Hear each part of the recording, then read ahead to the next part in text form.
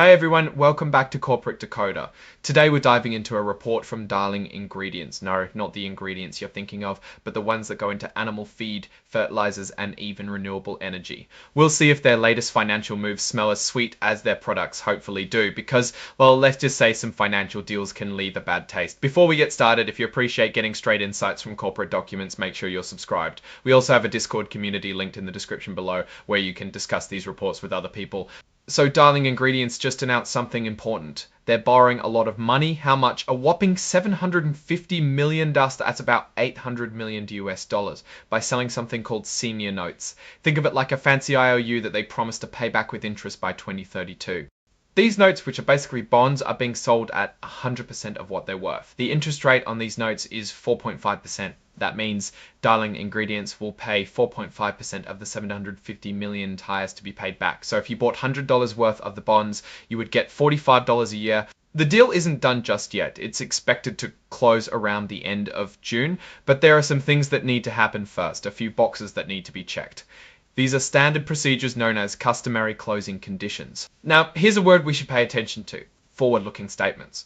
This section means what the company thinks may happen in the future. It is important to understand that they come with no guarantees, and Darling is not promising to update their predictions even if things change dramatically. All they are doing is saying what they believe may be likely to occur. Darling is talking about potentially changing their loans. These could affect how much interest Darling pays and whether or not they can even complete this new debt deal. The big hold up on getting this done will be how much interest rates are, or any changes in the credit agreement, and whether they can fulfill other closing requirements. If you want to read the original announcement, it's right here. This press release probably has some more details on this deal. Alright, so what's the story here? Darling Ingredients is taking on a lot of debt. What does this mean?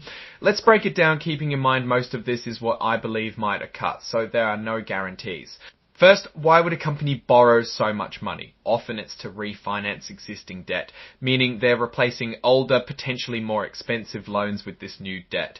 It is also used to improve rates and terms. Second, taking on debt isn't necessarily bad.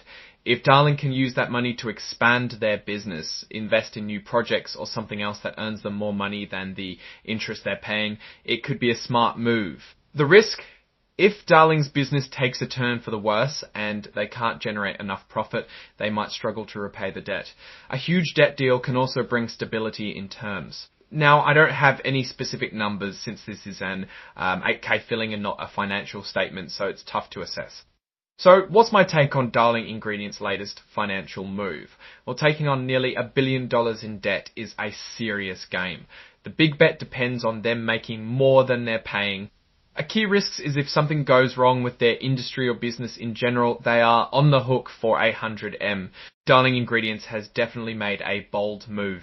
Alright, that's our decoder of Darling Ingredients filing. What's your take on their debt strategy and what it could mean for the company's future?